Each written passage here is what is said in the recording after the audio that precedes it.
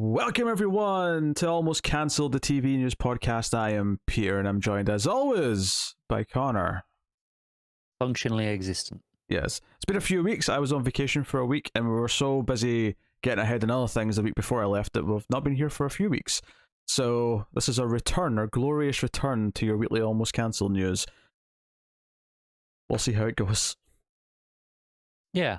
I mean, should I expect a lot given that we missed a few weeks? No. I just went back a week. I was restrained because it would have been very easy to build a 4-hour episode if I'd went back and done all the news that we missed from the start. But there are some interesting things from the past week, and it's good to be back and get into the swing of things again. As for new things this week, there was Guillermo del Toro's Cabinet of Curiosities launched on Netflix, which is a horror anthology show. Did the pilot of that, which was a decent little horror anthology episode. It was very Tales from the Crypt, I would say. So I'm sure some of them are better than others. Very likely. Interesting release they did with that. They released 2 per day over 4 days.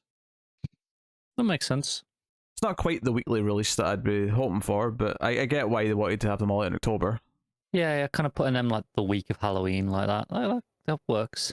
Still, so you could have done 2 a week for like the month and sort of rode it throughout the month. Yeah.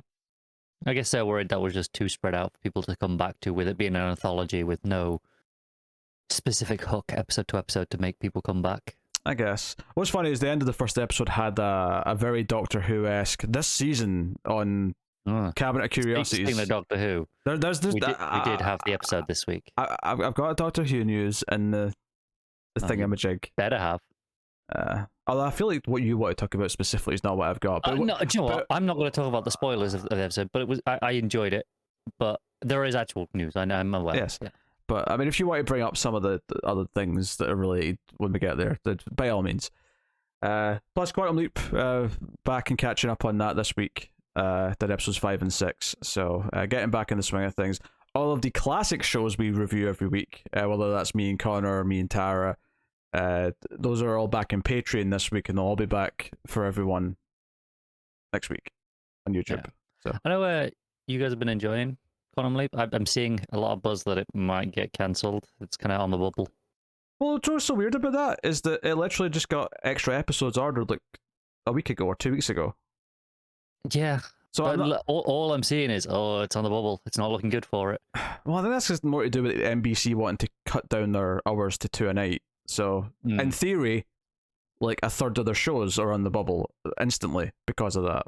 And it's definitely, it seems to be in the lower end of their shows right now. But that's why Peacock exists, though. So, you know what? Just put it on Peacock. It's fine. We could live with it on there. Don't know. I think it's doing all right performance-wise, though. So I don't know. We'll see what they do with it. But they did extend season 1 from.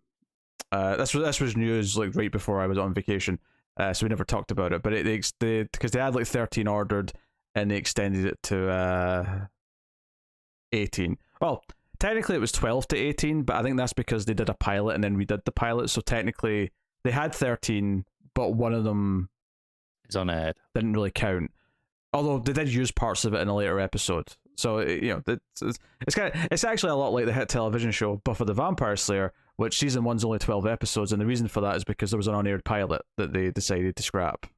Yeah. Alternatively, you can compare it to going further back, Star Trek original series with the way they reused their pilot footage. Ah, yeah, true, very good. Yeah, they used the cage and the 2-parter halfway through season 1. This was less gimmicky than that. They clearly just shot some new stuff around it to make it fit, and so that no one really noticed. There's maybe a couple of, if you're really paying attention to how characters are talking to each other, maybe you can tell this was meant to be earlier in the season, but there's still enough relevant new stuff in the episode that you never really felt it that much. There's no shame in reusing footage. You've paid for it. You've got it. If you can find a way to use it and it not be terrible, power to you. Yeah.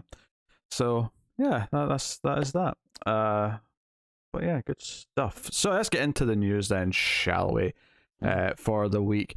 Renewals and cancellations up first. Stars have renewed The Serpent Queen for season 2.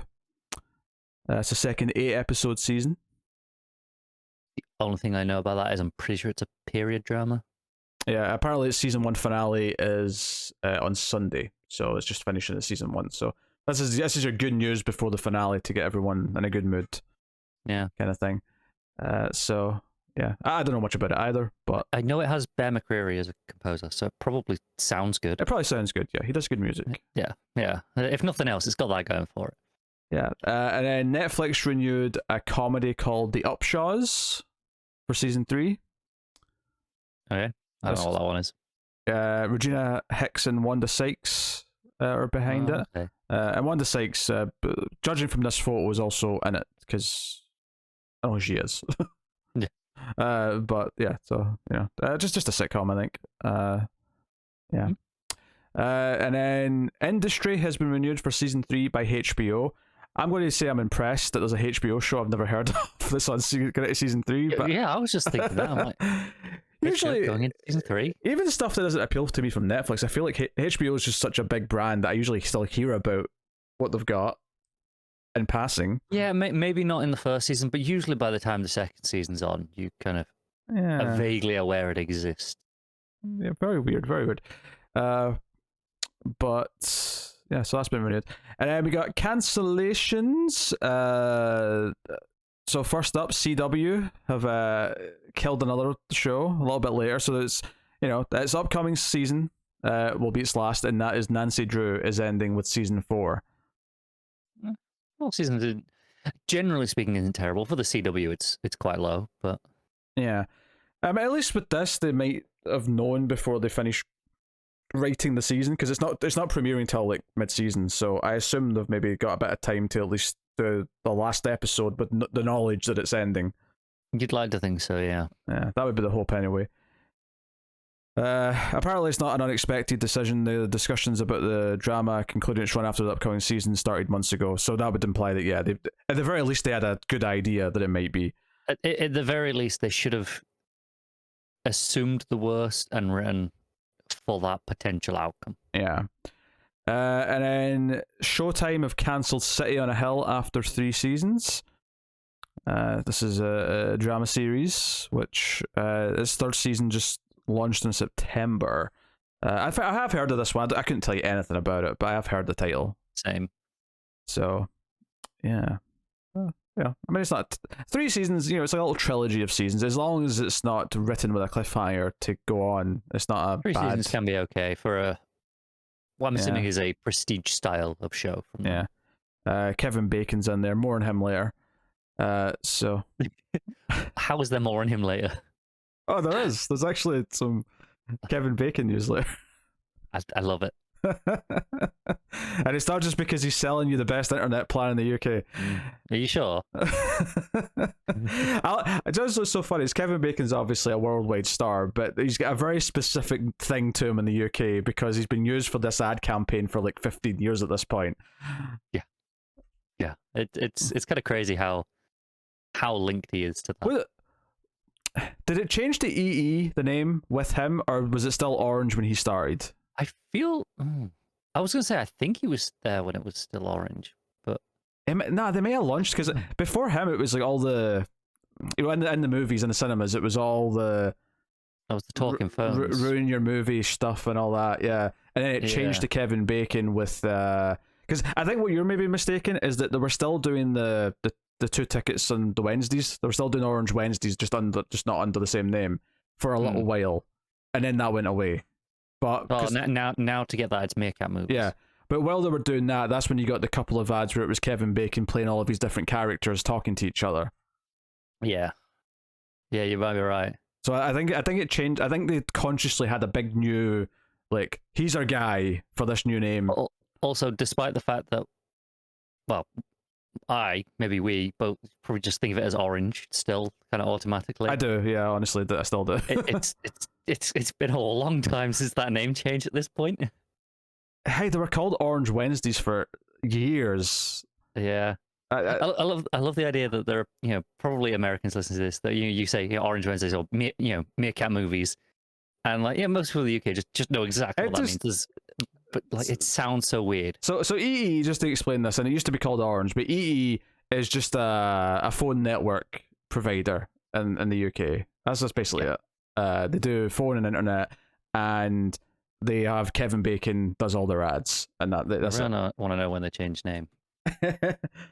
I want to say it was like 2012 or 2013. That's my guess. Oh, 2012. 30th of October 2012. So almost 10 years to the day. All right. Well, it's been a decade at EE. That makes me feel old, you know. Makes me feel old. All right. And then Netflix have cancelled another show, Bad Crimes, which... Oh, this one's actually quite notable. That's the reason why I put this one at the end. So Netflix have cancelled Bad Crimes, which is an animated series, before it was released. It was still in production. The animated comedy, which was to be voiced by Nicole Byer and Lauren Lapkus, was cancelled. According to Variety, Nicole Silverberg, a former writer on Full Frontal with Samantha Bee, created the dark comedy and was also executive producer alongside Greg Daniels and Mike Judge. It was announced in January and received a 10-episode order, and yeah, I'm getting flashbacks to HBO Max. Oh, and, maybe some tax loopholes kind of coming into play here. Yeah, Bad Crimes revolved around two FBI agents who travel across the country to solve grisly crimes while judging their friendship, career ambitions. That's personal and professional there. I won't count this one. Yeah, I was going to say, do I need a drink? No, I won't count this. I won't count this one because this isn't the cancellations, but still, there's a point out. And as many men as possible. Oh, right. So yeah, so yeah, I mean, I didn't know anything about the show. I don't remember it being announced, but it's just notable that they cancelled something before it was finished, which does kind of reek of that HBO Max. Oh, we can earn some tax credits back or something for this. Yeah, it feels like obviously Netflix have had their fair share of problems over the last year financially, pretty publicly, and with what they've been, restructuring their entire strategies. So yeah, I do wonder if this is maybe part of that. Just like that we can save more money by canceling now, claim back what we can, and just pretend it never happened. Yeah. So it's kind of a shame because you like to think that when something's been ordered, you're guaranteed to be able to see it. But there's been a couple of examples this year of that not being the case, sadly.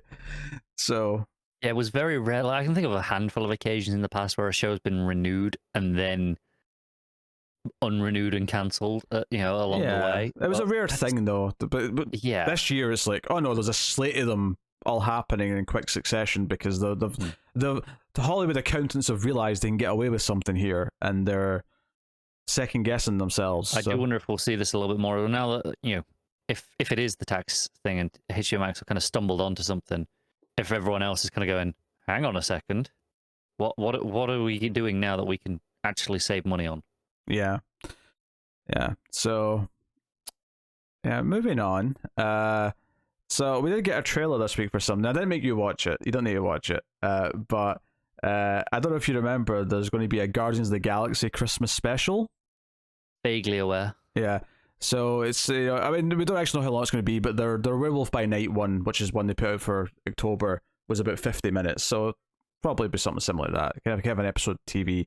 But what's notable is this is, the characters from the movies. It's, it's all the actors, they're there, and it's everyone. And the trailer was oddly kind of sweet because it was like, oh no, this isn't trying to be anything other than just a nice Christmas. Like the plot of it from the trailer seems to be Star-Lord is upset because Gamora is like not around because the Gamora that's around now doesn't remember him because what happened in the movies. Continuity bollocks. I won't explain it. So the rest of the Guardians decide that maybe what would cheer him up is to go back to Earth for Christmas. So it's just a sweet Christmas tale of them trying to give him a nice Christmas. But of course, there's comedy ensues because a lot of them don't understand what Earth Christmas is supposed to be and what's appropriate and what's not and that kind of thing. So it looks like it's not trying to have there's no serious they have to save anyone plot or anything like that. It's purely a Christmas episode story with the Guardians of the Galaxy cast in it. And given those movies tend to be quite funny, the characters are quite funny, that it seems like it might be where the big thing from this is where the Kevin Bacon news comes in. Do you remember there was a lot of Kevin Bacon jokes in the first two movies? I do actually, yeah. Well, They decide that what would cheer Star-Lord up for Christmas is if they get the real Kevin Bacon to show up for their Christmas party.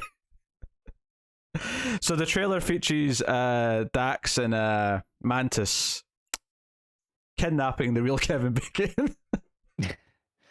See, you've not watched Archer, but No. He has a whole thing for Kenny Loggins, and there's an episode where he tries to get Kenny Loggins to come to play a baby shower, and it's like it's a whole thing, and I'm just like thinking of kind of that episode essentially kind of transplanted to this. Honestly, the first thought I had is that 6 Degrees of Kevin Bacon is dead, because now that he's in the MCU as Kevin Bacon, that connects him to everyone. The game's over. You can't do it anymore. You can do basically everyone in the industry in 2 steps now. Yes, because Kevin Bacon's in the MCU, and he wouldn't actually have to play Kevin Bacon himself, but that's the cherry on top. He's just playing Kevin Bacon just to make it all work. So yeah, honestly, it looked delightful, and I think it looked delightful because it wasn't trying to, like, bizarrely, part of the things that's so, like, I'm kind of sick of like superhero movies and Marvel movies especially is there's a shitty villain and there's going to be, you know, the big third act. Like there's so many things that I'm sick of that it was actually kind of refreshing watching this just be, no, they're just trying to put on a Christmas thing for Star-Lord and they're going to kidnap Kevin Bacon. So I see potential. I think it's interesting as well. Like, I don't know how many American shows and stuff like just do like, here's your Christmas, like obviously they have Christmas episodes, like, you know, buried in the middle of the season, but how many of them do like just special releases just for Christmas? It's a very UK thing, right? Yeah. You know, like where for decades it's just, here's your Christmas episode, and it'll, you know, there won't have been an episode all year maybe, and you'll get one on Christmas. It's the sort of thing where, you know, because famously there's the Star Wars holiday special, and I think it might have been a thing more for less for, because TV shows ran up until and kind of through Christmas, barring a few weeks off anyway, so you didn't really need to do an extra special episode. You could just make it one of your episodes. Yeah. I think maybe things that are separate, like a musician or a movie or something that wants to do either a thing like this or a variety show, that's where you get your one-off specials. So I think that maybe Disney Plus are just like, this is like a fun way of doing like one-off things here kind or of there. Bridging that gap, yeah. So, yeah, maybe we're seeing more of it now. Because I think the difference with British TV is that you get 6 episodes and they might air in like March and April. 6 episodes if you're lucky. Might be 3. So it's like, okay, yeah, we'll do a Christmas special because that's 25% more episodes. So, yeah. But it's a nice enough thing, and hopefully it's fun. Werewolf by Night was all right for what it was. I did think the CG was a bit spotty. I heard some pretty mixed things about it. So I'm kind of appreciative that this is just a Christmas like get together story. Like let's not faff about with a plot. Let's just have the characters being fun and just have that. Yeah. Well, as long as they don't get stuck in the biggest lingerie section island, I think they'll be all right. That was an obscure reference to Father Ted for anyone who wasn't following that. A Christmas episode, I assume, from you making the reference. It was the Christmas episode, yes. Okay. Yes. I don't know. I want to see Dax kick Bishop Brennan up the arse, to be honest. That sounds quite good. It does, yeah. Or Drax, not Dax. Sorry, I'm doing the Deep Space Nine. Drax. Good job, I know who you meant, isn't it? Too many alien names in my life now. They'll start to blur together. The curse of pop culture. Yeah, so, yeah, interesting. All right, so we have a little return to a corner this week. Uh-oh. You said that with a look that makes me worried. We're going back to Yellowstone. Wait. I know there was one of the shows had an edit announced. I happened to cross my feed. Yeah, well, that was the first thing. The 1923, which actually the logo says 1923, a Yellowstone origin story. So maybe they all have that underneath, like they have a Yellowstone something, just to make it clear what it is. But this is the Taylor Sheridan Yellowstone prequel series. It is coming on 18th of December to Paramount Plus. Notably, in the UK and Australia, it'll be December the 19th. So they're doing like a... it's not ideal, but it's one day, and as well, you know, but a lot of the times, if you think traditional air times being, you know, evening in the US, it kind of works out like that. I mean, I think... I want to say, I don't remember off the top of my head, but I think Paramount Plus might actually launch things at like an evening slot. They don't do it at midnight, so this might be just them dealing with that, and like, okay, it's the next day in other places because of the time zone difference and the weirdness, and they can't have it launch earlier outside of the US because that would be a travesty, an insult to Americans. So the UK and Australia get it a day later. But anyway, yeah. So yes. Yeah. So that was that was just one little bit. That was just a premiere date, not a big deal. But there was some other news to go along with this. So this 1923 series is being extended from what it was supposed to be. Apparently, it'll now be 2 seasons rather than the one that we thought we were getting. So 2 8-episode seasons, so 16 episodes total now. Interesting they're announcing this now and just shafting themselves out of all those limited series awards that they could have gone for.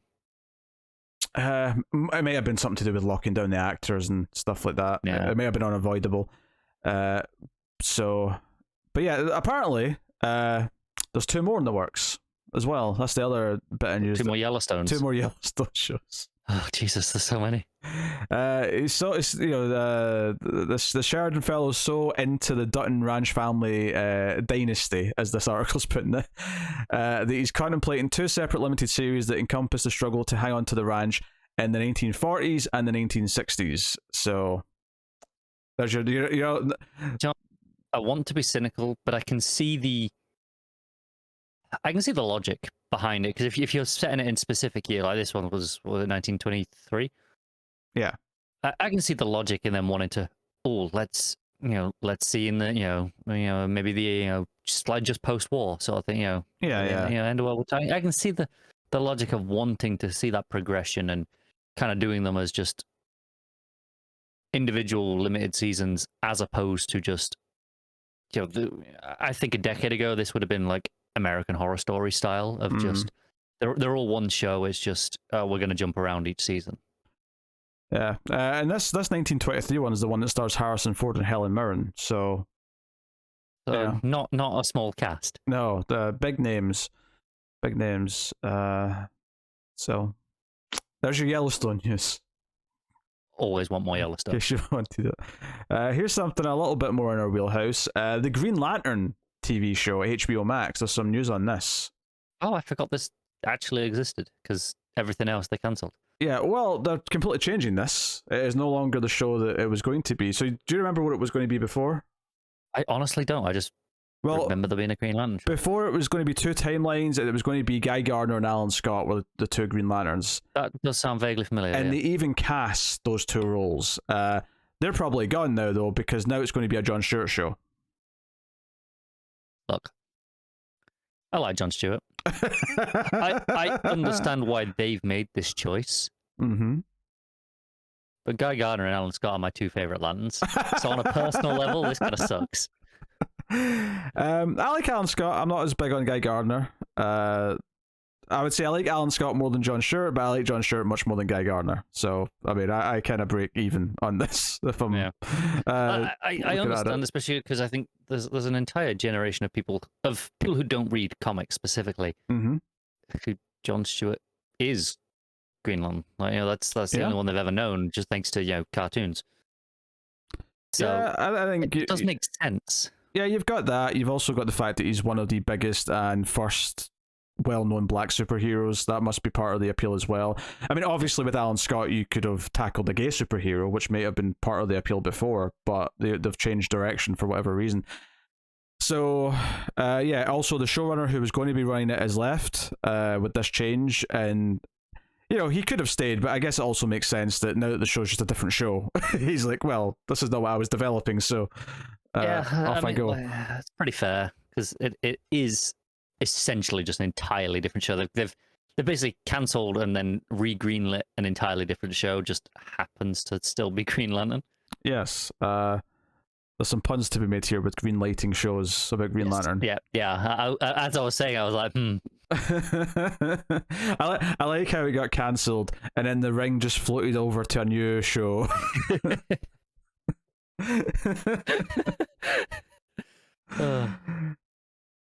Someone on Twitter must have made a little drawing of that. Yeah, there's so much potential. So, I mean, obviously, I would love a good Green Lantern show. I would. I think the key things that I want or don't want from this at this point is that at this point the whole like big slate of having 10 DC shows at once, like that appeal to me is pretty much gone. And sure, don't get me wrong, if they somehow made 10 amazing DC shows at once, then well, I mean that's a different conversation, but that would probably never happen. So, I mean, probably not. But given who's taken over the film side of things, maybe that'll trickle through. well, yeah, so I didn't have that as a separate news story, but this is a good place to bring this because I was looking at this as more of a movie news item. Me and Matt talked about it a little bit in the comics podcast. I was a count as well, and honestly, it wasn't until we're talking about this right now that I did think maybe it'll have some impact, especially seeing as he does have some, TV experience with DC already. Yeah, so it's the news this week it ties into this, I guess. They may not be behind this decision. This may have been a decision that was made right before they got hired for this role. But James Gunn, of course, director-writer who did the Suicide Squad movie just like last year, or was it the year before that? And the Peacemaker TV show. And the Peacemaker TV show that spun out of that. He's done another season of that. Obviously, he's also known, funnily enough, for Guardians of the Galaxy, which we just talked about. He and Peter Seraphine, I think his name is, have been hired as the co-heads of DC's film, TV, and media output. So effectively, they are the co-Kevin Feige's on paper. Will it actually turn out to be that amount of power? I don't know yet. I'm not convinced it will be, but that on paper seems to be what they're doing with this. And what I said to Matt is that like I'm glad for this. I like James Gunn properties or James Gunn content, I should say. But I'm going to be a little skeptical and say I'll put it this way: I don't know if this is going to result in the dreamland that we all hope for the best of DC movies and TV. Mm-hmm. I don't know if it's going to result in much of a difference overall. All I can say is that there needs to be a change, and this is not necessarily a bad one at face value. I think the worry is, in the same way that I feel like a lot of the Marvel content feels the same, and I know there are definitely people who would have wanted someone who shall remain unnamed, who used to have a large connection to the DC universe movies, to kind of be in this position. His movies kind of all felt the same. James Gunn movies, I'm not saying they all feel identical, they don't, but there's a very common tonal thread. I don't want every DC movie to feel like a James Gunn property. Yeah, he has a very specific sense of humor, which is definitely in both Guardians and his Suicide Squad movie. I will say his Suicide Squad movie, well, I didn't think it was like earth-shatteringly amazing or anything. I thought it was a solid, well-made movie that paid off all the character beats that it set up early on. It was constantly funny. It was pretty great. Yeah, it was very solid for what it was. So, if he can curate, different directors and things to come in and make, because we're still getting Matt Reeves' next Batman movie. That's going to be whatever it wants to be, with aside from this. And I don't really necessarily think James Gunn and co need to build a shared universe necessarily. They may want to, and if so, then you know what, knock yourselves out, give it a go. But maybe they'll try something different, and I don't know. Be interesting to see, if nothing else. I do wonder if, like Peacemaker being so well received for someone who is effectively like an F-list character, the idea that he can elevate a character like that is maybe part of the appeal for Warner Brothers and hiring him. Yeah, possibly. It's kind of crazy to think though that if you trace this back, it all goes back to him being fired from Guardians because of some tweets. I know, it's so funny because obviously there was like stuff back and forth, and he actually had to come out and say, there's no rivalry between anyone. Like Kevin Feige's the first person I told when I got the job. Like as I put it on the comics podcast, he's happily sitting on bags of money. Half of them have DC logos on them, half of them have Marvel logos on them. He's a happy man. Like he doesn't give a shit, and he very well should be, right? He has made some, regardless of the quality of the films or what you feel about them, very successful movies. I think this would definitely make me think, though, he's going to be spending more time with DC stuff now going forward than Marvel, because this feels like he's inherently good. I mean, I'm not saying he's not going to do any Marvel content, but it feels like he's probably going to be so overseeing the DC stuff that he's probably going to be tied more to that now. Yeah, I wonder forward. if they've put any sort of non-compete clause in it almost. Oh, it's like you can't work on a Marvel thing while you're over here. Yeah, maybe. Obviously he's got Guardians 3 coming out, but that's meant to, I think, be the last one, more or less. It definitely felt like it was kind of talked about like that for a while, yeah. So, maybe, once that's out, like that's you're kind of, you're on the DC camp for a while now. And that said, though, if they've given him the Feige power, then why wouldn't he want that? Like, surely that's, if you're a creator who cares about all these characters, that must be tempting. Yeah, it definitely must be. And I wonder if it means he'll make less content himself if he has to kind of oversee too much now. I think he's been a pretty busy man for a long time. So I also think he's a smart enough dude that he'll be aware of what properties fit him better. Like Suicide Squad fitted his style and tone, and I think he could do other characters from DC, but he won't necessarily take on Superman because maybe he'll I'm not the guy for that. Like I know I'm not, kind of thing. Yeah, I don't think I want to see a James Gunn Batman movie. No. So yeah, we'll see how that goes. But yeah, that's obviously it's film and television, so new TV properties underneath him, like this, should be relevant. And I just hope it's a good show that I actually want to watch. That's all I want from it. That would be nice. That's all I care about at this point. Like the dream of all these shared universe things happening, like as much as it's nice to think about sometimes, like it's kind of bogged down a lot of creativity. I'd rather have 5 good shows that are all completely separate than and satisfying in their own right. 4 mediocre shows that are connected, and then one that's actually quite good. Legends of Tomorrow, was that what that was? Yeah, it was. yeah.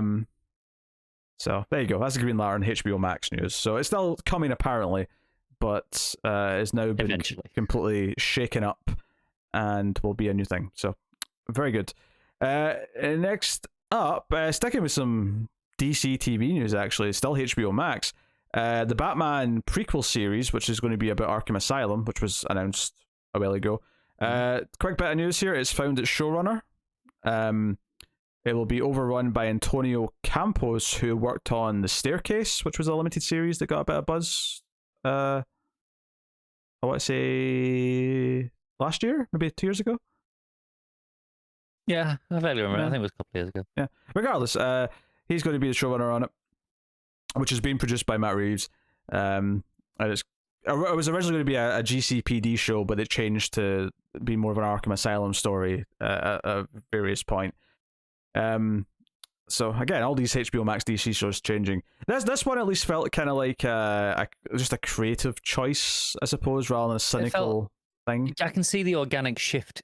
I mean, maybe it wasn't an organic shift. We don't know, but I can see how you can start writing about the GCPD, and that kind of morphs into okay, you're kind of leaning towards this Arkham. Maybe okay, you're introducing some of the Arkham guards, that kind of work with them, and over time, you're kind of spending more time there than you are with the police. Yeah, so we'll see how it goes. I don't know. Like at this point, it's just so up in the air. I mean, Matt Reeves' involvement does make it a little more interesting than just a random show by someone who I don't really know from their work. So we'll see what it turns out to be. But there you go. All right, so here's your Doctor Who news. So the actual news that I've got is just kind of that they've made a big deal with Disney so that outside of the UK and Ireland, it'll now be exclusively on Disney Plus and the rest of the world for new episodes. And I assume classic stuff as well. I didn't read far enough ahead to see that. No, I think classic stuff's, at least for now, still saying on BritBox, which I think is accessible from a lot of places. Oh yeah, but what about, like, surely the US doesn't have BritBox? I think they can. I think there is a US BritBox. Oh, is there? Oh, okay, fair enough. Yeah. I wonder if that'll change eventually, since Disney Plus is way more, maybe. And I think no one had. It's objectively quite huge news because I think most Doctor Who aired on like BBC America. I imagine so. Yeah. And over the last 15 odd years of the show being back, it's had a bit of an American resurgence, kind of around the Matt Smith years, like that. It kind of picked up in America quite a bit. But I mean, Disney Plus will put the, even if they put the bare minimum marketing in it and just put like, oh, here's a banner to show, oh, it's new and it's on here. That's gonna get a lot of eyeballs on it. That's why I think they'll eventually like license the. Maybe they just have to wait until the contracts run out.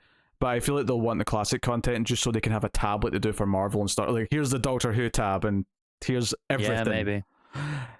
If they get to that point where they could, I mean, I'd say you put Torchwood on with it as well, but that's maybe a bit adult for most.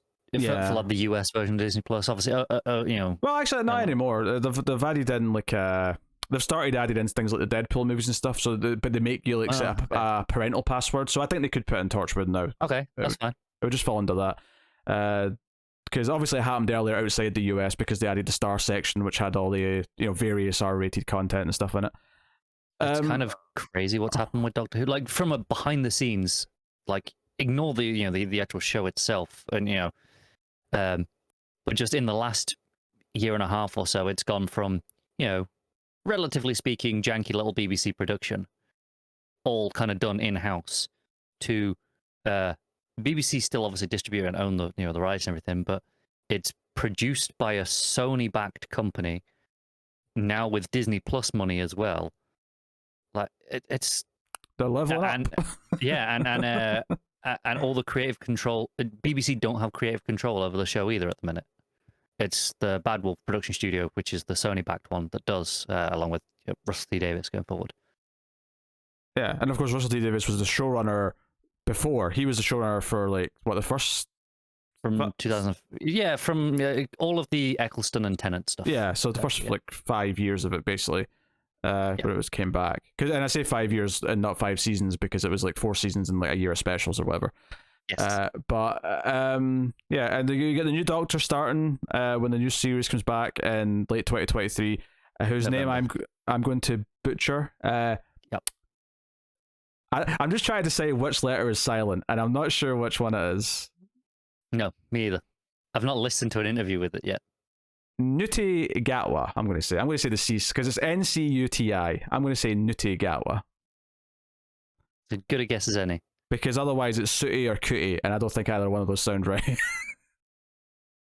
No. I mean, I'm sure we'll find out. His name is going to be said a lot. That said, though, if his name's Cutie, then power to him. Walk into the room and own that. I'm Cutie. You can't deny it. We'll get the. I believe they're airing 3 episodes next November, which is the 60th anniversary. Yes, and I did see the crazy stunt they're pulling for that. It's public knowledge, I think, at this point. Yeah, I assume that was the end of the finale. There was this. Yes. Okay.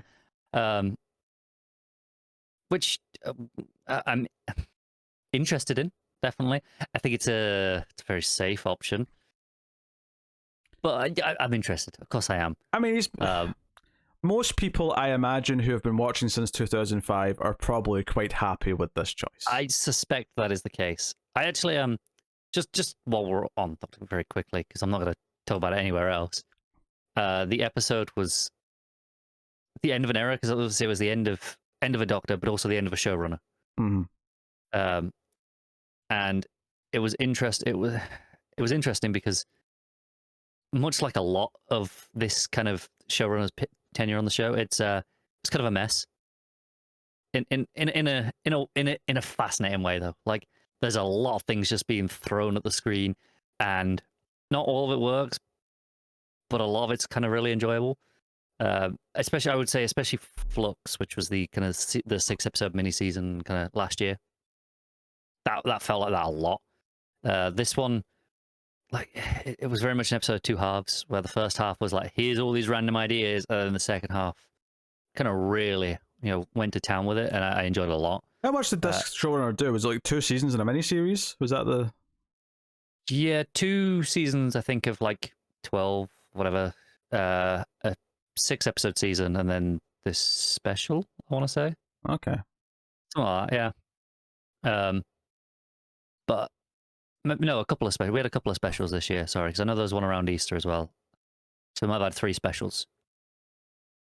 Yeah, I think we had New Year's Day, Easter, and then this one that we just had. It doesn't matter as much anymore because of streaming services just having things in the right order, but all these random specials are a pain in the ass if you were collecting things on DVD or whatever back in the day. Yeah, they were, but it's all right now. But it was interesting that this episode it was such a love letter to classic Who as opposed to New Who. There was at least 3 emotional beats that probably had absolutely no relevance to anyone who's not watched any classic Who at all. Like, it would be, I assume they just fall flat and were meaningless. But for longtime fans, there was some of my favorite moments, in the episode. There were great emotional beats, but also, considering a lot of who the audience is, I don't know how that landed in the wider sphere. Interesting. Given that it has become a bigger hit worldwide, particularly in the US, I wonder if it's just a case of, okay, give us Disney Plus money so we can be an even bigger thing that'll look up to par with other premium shows that are made on, things like Apple or Disney Plus, or, well, actually Disney Plus shows are a little bit cheap looking, but Apple and other shows, other places do produce high quality content, HBO or whatever. All right, well, there you go. That's your Doctor Who news. All right, what's this? Speaking of Apple, actually, quick bit of news. They're raising their prices. Apple TV Plus is going up. It's nothing too bad, to be honest, because they were only at $4.99 for the monthly price, and they got up to $6.99, which still puts them cheaper than every other service. So, It does. It's a bigger jump than you usually get, though. Yeah.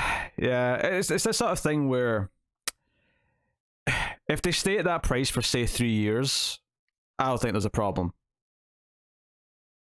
And even if they go up $1 next year, I'm not even going to think that's so much of a problem either. But compared to other services, like, the only thing they were on par with was Shudder. And I would love Shudder to put their price up a few dollars and go to 1080p. I would love it. Put your price up, Shudder. Still not even 1080p? No, it's 720. Put your price up, Shudder. I'm begging you. Price up, higher bit rate, and 1080p. Please, just do it. Just do even if it is just the Netflix model, essentially, of another pay tier. For a higher plan. Yeah, that's fine. Yeah, whatever. I don't care. just do it. Anyway, so it's going from $4.99 to $6.99 for the monthly price, and it's going from $49.99 to $69.99 for the yearly price. Honestly, it's not. Things be going up. I got my YouTube Premium because I'm on a family plan. I don't think the individual one's going up, but the family plan. Yeah, it's just the family plan that's going up. The individual one's staying the same. Apple Music's going up by $1 as well if you happen to have that. Which is obviously a separate service, but worth mentioning here. Honestly, every single service in the last year has pretty much either went up or is going up soon, so this is not a surprise. And if they haven't announced it yet, they will. Yes. This is just, with everything else, inflation, there's because this is the thing, it's not just the cost of these services, like, everything has went up in price. Food. Electric. Energy. Yes, everything has went up in the last year. So basic standards of living are now more expensive. Yeah. So as far as these things go, I can basically just justify they're literally spending more money themselves on electricity to beam the shows to us, so they have to raise the prices. As silly as that sounds, like, there's a logic to this that not follows on from everything else going up. So. Yeah, I know. Like on like a small scale, like my workplace, we are busier than we have been like in years, and the profits I'd like, much lower than they have been, just because the sheer cost of electricity and keeping everything on all the time is actually that expensive. It's more than counterbalancing the increased sales. Well, that was the big problem with all these energy prices going up, is that a lot of things that are just independent shops or stores or pubs or restaurants are thinking about closing because it's just not worth trying to run. Yeah, I know a lot of them already have, especially in the UK specifically. There's policies in place to protect individuals, like in your home. There's a firm cap on how much you're allowed to be charged. It's still obviously too high for a lot of people, and is causing poverty and problems. But there is nothing like that on businesses. There is no restriction. It's just wholesale prices, whatever it is. Oh yeah, it got really bad. It was about to get astronomically worse, and then finally the government stepped in and said something and said nope. Yeah. But that took them a while though. That's a whole topic for another time. But to put it simply, most people were about to be paying more in electricity than they were in rent if things hadn't stopped where they did. Yeah. So it was extreme. It was a wild couple of months waiting for the government to get a kick up their arse to do something. So let's get out of the animated and the comedies that have been ordered, shall we? Or in development at the very least. Sausage Party, which was a movie, which I remember, yeah. Yeah, I vaguely remember it existing. I've watched about 3 minutes of it. Well, Amazon have ordered a spin-off series of it. Of course they have. Yeah. So they're saying the movies had voices of Seth Rogen, Kristen Wiig, Michael Cera, Edward Norton. I remember Seth Rogen. I feel like it was the main one. Yeah. Well, the good news is they're all returning. So I guess it's voice work, so it's easier to get people back for that because it's a couple of days in a booth versus a shoot. But it always is, but it's still, they're not cheap. Obviously it's cheaper to get them in a booth than it is on camera, but they're still relatively expensive compared to some what you could be paying. So joining them is Will Forte, Sam Richardson, Natasha Rothwell, and Yasser Lester. It's in production just now, and the title of this, I presume, limited series, but then maybe not, I don't know, is Sausage Party Foodtopia. The annoying thing with this is you could just call it Sausage Party. It's just a TV show instead of the movie. Like, you don't need a subtitle. It is, but it's not like terrible as far as they go. Foodtopia. It's not great, but I mean, we've discussed a lot worse titles. Okay. Well, we got a couple of comedies in the works at CBS. Are you ready for these bad boys? Oh, always. Yeah, CBS just loves to deliver quality content. So first up, we have CBS developing She Gets It From Me, Syphilis, a semi-autobiographical single-camera comedy from Emmy winner Dan Bucatinsky, who worked on Scandal, inspired by his journey as an adoptive parent. He's joined by Cristela Alonso from Cristela, who is set to star and co-write and executive produce with him. So the intention is for her to star, but there's no acting deal at time for Dan to star. He might star in it as well because he's also an actor, but only remains to be seen. Yeah, only she has actually locked in as an acting deal right now. She Gets It From Me centers on what happens when the teenage adopted daughter of two hyper-devoted, straight-laced, suburban gay dads seeks out a relationship with her uniquely bold, take-no-prisoners Latin birth mom, played by Alonso.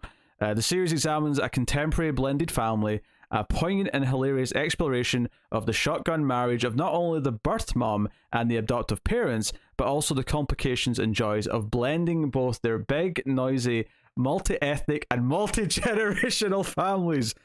Multi-generational is one of the rules for sure.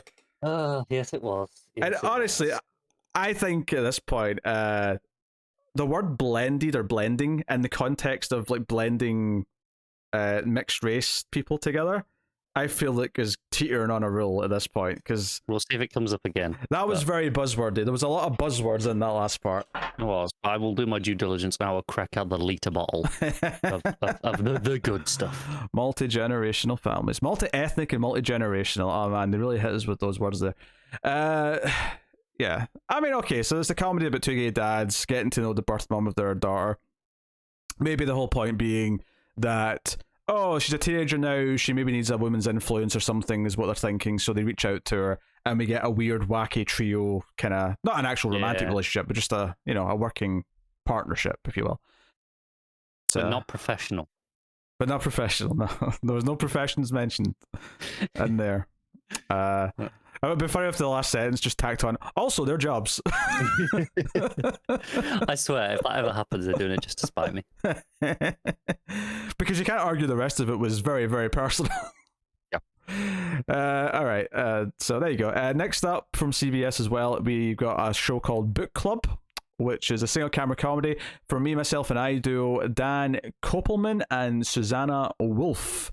From Aaron Kaplan's Capital Entertainment. He's almost a drinking role at this point. I don't want to go into a coma. So written by that pair, Book Club is about a group of dispirited women who form a book club and promptly discover that they are stronger together. Especially because their first reading selection is a spell book that gives them witch powers. Alright, okay, you got me in. That took a twist. Unfortunately, the powers are all the last ones they would ever choose. So it's all like Monkey's Paw style powers. They don't like them. Yeah. Okay. I can see that being fun. It's a comedy though, so that makes sense that it would be silly. Yeah. Or at least things that they don't like. Yeah, okay. I mean, it's a CBS show, so I'm assuming I'll hate it anyway. But I mean, the premise is alright. The sitcoms are not as inherently bad as the dramas, I would say. That's fair, but I can't think. I mean, I'm going back to like Everybody Loves Raymond, I think, to find a CBS sitcom that I didn't dislike. I know there was one that followed a family. Like it was like each episode was like 5 minutes following a different member of the family. That was like 5 or 6 years ago, I think. Okay. I watched like a season of that, and that was solid. Well, it wasn't torture. Okay. All right, moving on to the dramas. Apparently Disney Plus is at it again, and they're going to do a follow-up to WandaVision, simply about the Vision. That's going to be called Vision Quest. It's a potential series which is opening a writer's room next week, and it's going to be obviously about Paul Bettany's character, the Vision, trying to regain his memory and humanity. So, while the focus is on Vision, there is a possibility of Wanda appearing. I'd expect it. It'd be kind of weird if she didn't, ultimately. But, yeah. So it's kind of...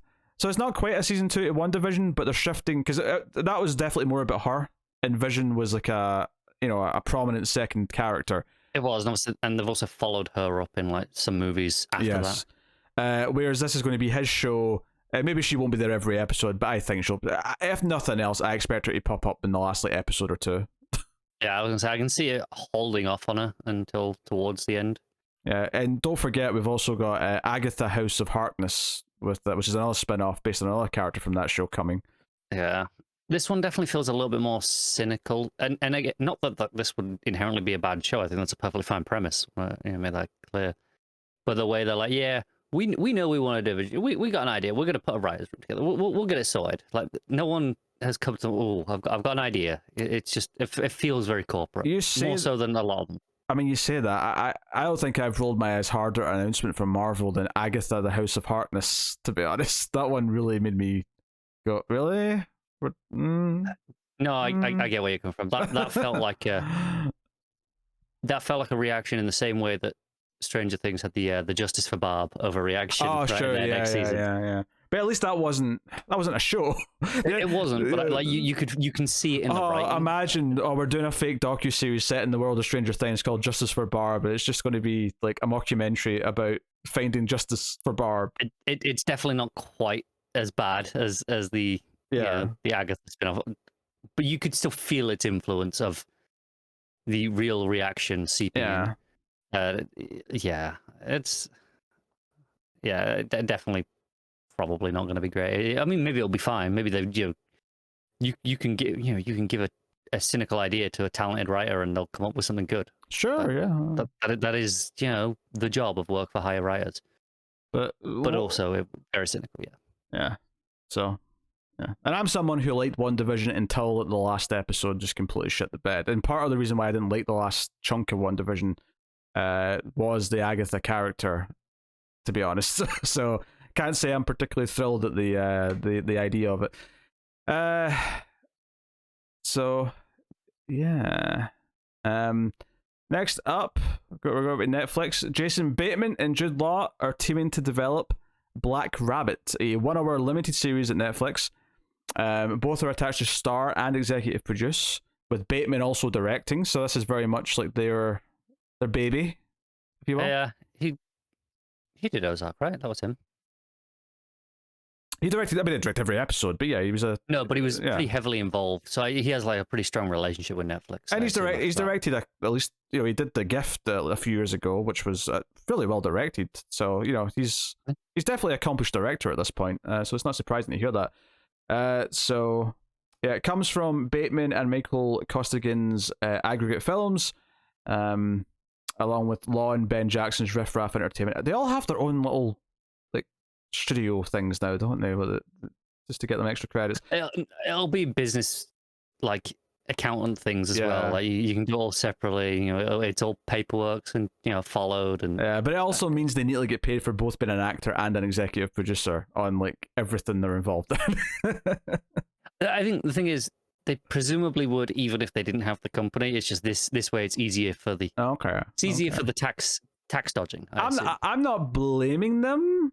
I'm just cynically pointing it out. Yeah, I mean, if you could get a double paycheck for everything you did. I mean, I'd do it. Yeah. So, yeah, if we got a nice description in here somewhere. I don't know. Oh no, the premise has been kept under wraps. That's why I can't find it. Okay, fair enough. It just mentions this will be the first time these two have worked together if it goes forward.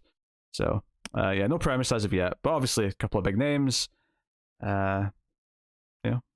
So could be a big thing for them. And then the last news item of the week. But there already not a lot of new shows to talk about here at the end. Wrong time of year. But FX have given a pilot green light to The Bends, a drama from Homicide creator Paul Atanasio. Maybe it's Atanasio. That's probably what I would go with. Yeah. So yeah, and Fargo and Dopesick executive producer Warren Littlefield's involved as well. So based on the novel Killing Ground by Gerald Seymour, the thriller series follows a seemingly perfect American family in Berlin whose secrets come to light when they hire a new nanny, unaware that she is trying to expose the parents' corrupt financial and familial ties. Financial and familial, that's oddly close, isn't it? Yeah, do you want to make a ruling on that?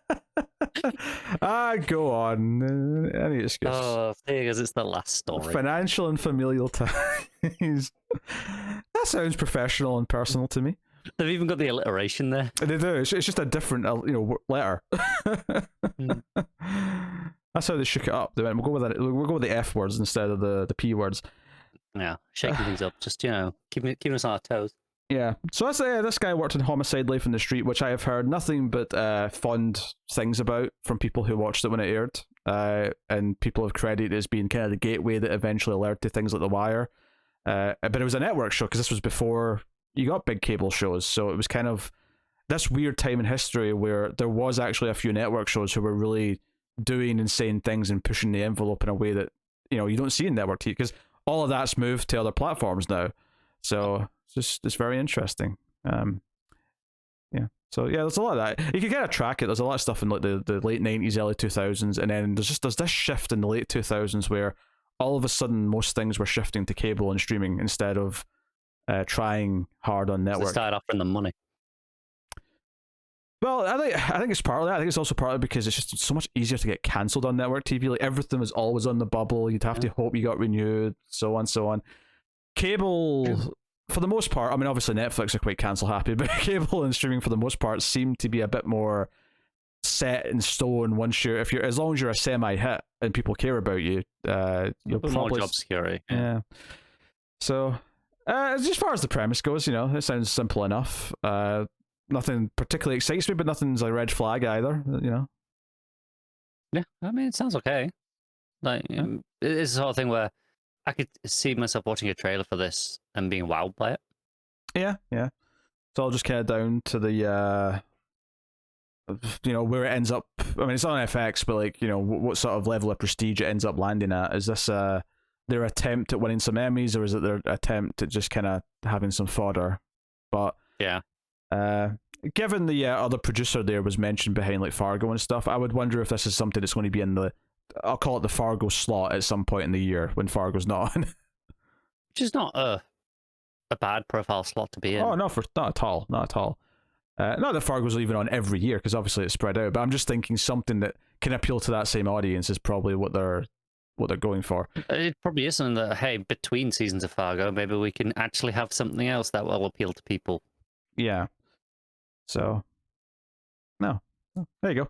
That is the news for the week, though. Oh, nice, just almost exactly an hour. Well, I mean, it would be a little bit over by the time I finished outroing, but hey, not bad. Not too intense for the first one back. It's not. And now I can go finish my book, which actually, I've been reading, because obviously it's October, so I've been reading some horror books. What have you been reading? I've been reading The Terror. Oh, yeah, we watched the season of that back in the day. Yeah. It's a very dense book. It's like I'm enjoying it a lot, actually. I think it's a little bit overlong. It sags a little bit in the middle, but I've had enough distance from the show that I remember all the major beats, the characters, but the details are kind of fuzzy. So I couldn't tell you exactly what's changed and how accurate it was anymore. I bet there's so much describing the creaking of the ship. There's a lot of creaking. Less than you'd think, I would say. Okay. But also the thing that I remember most from the show, distinctly, obviously, would be the tone, the mood, and I think the book, I think that's what it adapted perfectly from the book. If nothing else, is that mood is there, it's ever present in the book as well. So that's what I would want adapted, actually. If you're going to adapt something, like make it feel like the thing. Yeah, details they probably have changed. I don't remember enough specifics to know what has or hasn't, but the characters, they're all recognizable enough from what I remember them. And then just that feeling, that kind of that dread, that obscure, just out on the ice, just everything kind of just being this mystery. That's kind of there for the vast majority of the book. Oh, that's interesting. Yeah, cool. Yeah, I don't know. The vote for the pilots I'm going to cover next month is still ongoing, so I don't actually know which ones I'm going to be doing yet. So I do know that in the mix next month, 1899 starting. So that's the one from the Dark Creators. Right? It is, yes. And there's a proper big trailer you can go watch of that now. That came out like last week, I want to say. I think I watched it when it came out. I'm intrigued. Oh yeah. Yeah, it's a very simple setup, actually. It seems to be they're on this boat and then they find another boat that's derelict to sea, which is something I've seen done many a time, both on the water and in space. Like, it's a very typical setup for sure. I suspect it will not stay simple by the end of the season. No, I suspect not to. I suspect there'll be charts and shenanigans, pin boards, and the red strings going from photo to photo. Charlie Day memes. Yes. I suspect there'll be all of those things by the time it gets underway. But there you go. That is almost cancelled this week. Thank you very much for joining us. We always appreciate it. Of course, you can support everything by hitting the super thanks button or go over to patreon.com/MailFuzzTV and getting some bonuses for your trouble. Most weeks you get this a little bit early, the news show. You get that on the Saturday, and then it goes out publicly on the Sunday. So if that's of interest, head over there and have a look-see at all the things on offer. Of course, you also support us by liking, subscribing, commenting, sharing the channel or whatever on Twitter. Also worth mentioning the movie channel, Mail Fuzz Movies, where all the movie podcasts live. There's a horror movie podcast, Screams After Midnight. There's a sci-fi movie podcast, The Atomic Cinema Experiment. And the new show, which is starting next week, The Collector's Cut, is a new show with myself and David, where we are going to be going through franchises and like sort of themes. So the first franchise we're doing is the Dirty Harry franchise. So our review of the first Dirty Harry movie is going up on the 5th of November, which is easy to remember for obvious reasons, if you're either from the UK or you've seen V for Vendetta. So there's a lot of the population of the people who I assume are watching this.